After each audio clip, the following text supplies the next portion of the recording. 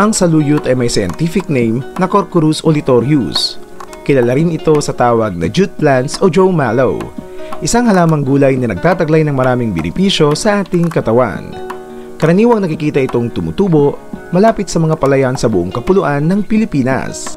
Ang dahon ng saluyot ay may taglay na anthocyanin, alkaloids, terpenoids, tannins, flavonoids, cardiac glycoside at mayaman din ito sa calories, protein, fat, carbohydrate, fiber, calcium, phosphorus, iron, sodium, potassium, beta-carotene, thiamine, riboflavin, niacin at ascorbic acid. Bilang halamang gamot, ang dahon ay karaniwang nilalaga at ipinapainom sa may sakit. Maaari din itong patuyuin at pulbusin bago ihalo sa inumin. Ang saluyot ay isa sa pinakamasustansyang gulay sa mundo. Pwede itong kainin ng may diabetes, sakit sa puso at mataas ang kolesterol. Narito ang mga sakit at karamdaman na maaaring matulungan ng saluyot. Number 1. Sakit sa atay. Ayon sa Department of Molecular Medicine ng University of Malaya sa Malaysia, nakakatulong din ang saluyot sa mga taong may paninilaw ng balat o sakit sa apdo at atay dahil sa taglay nitong ethanol extract na mabisang alternatibong gamot dahil tinutulungan itong mapabilis ang pagaling ng taong may ganitong kondisyon. Number 2. Hirap sa pag-ihi. Maaaring inumin ang pinaglagaan ng dahon ng saluyot para maibsan ang hirap sa pag-ihi. Number 3. Hirap sa pagdumi. Ang pag-inom ng inumin na hinaluan ng dirikdik na buto ng saluyot ay makakatulong din sa kondisyon ng hirap sa pagdumi. Number 4. Tulo. Ang tulo o gonorrhea ay matutulungan naman ng pag-inom sa pinaglagaan ng dahon ng saluyot. Number 5. Lagnat. Nakakatulong sa pagpapababa ng mataas na lagnat kung iinumin ang tubig na hinaluan ng dirikdik na buto ng saluyot. Ang pinagbabaran din ng dahon ay maaaring inumin para maibsan ang lagnat. Number 6. Kawalan ng gana sa pagkain. Matutulungan ng pinagbabaran ng dahon ng saluyot na mapalakas ang gana sa pagkain. Number 7. Pagtatae.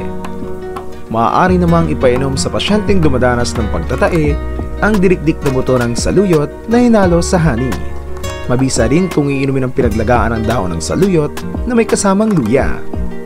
Number 8. Pampaganda ng kutis.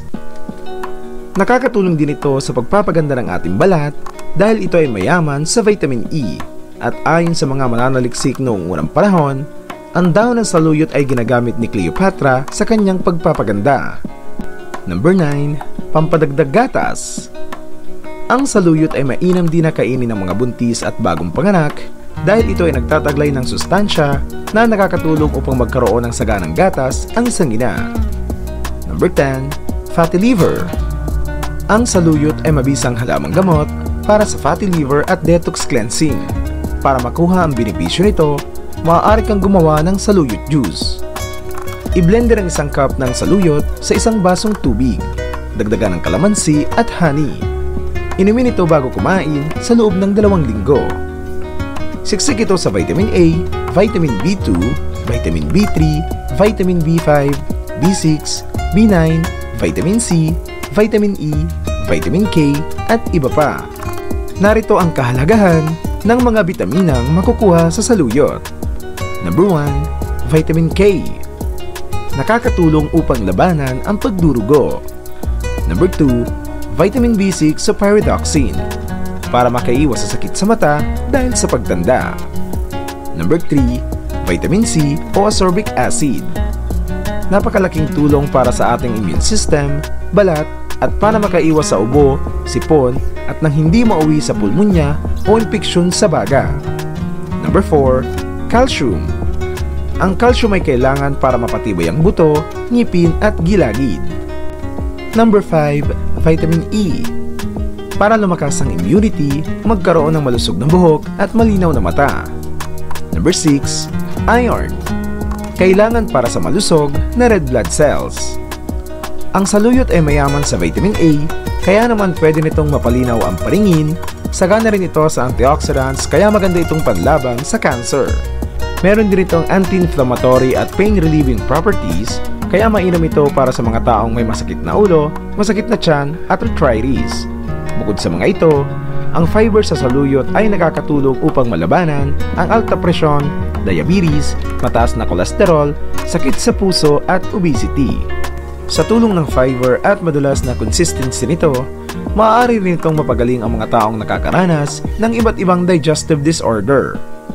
Sa dami ng mga sakit na kaya nitong pagalingin, makabubuti na dalasan ang paglalahok ng saluyot sa paghahanda ng mga pagkain. Isulong po natin ang kahalagahan ng herbal at natural medicine. Ingatan po natin ang ating mga sarili.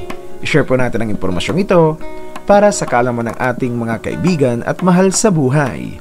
Huwag mo na rin kalimutan mag-subscribe para updated ka sa lahat kong videos. Diyos mabalos, thank you for watching Go Organic!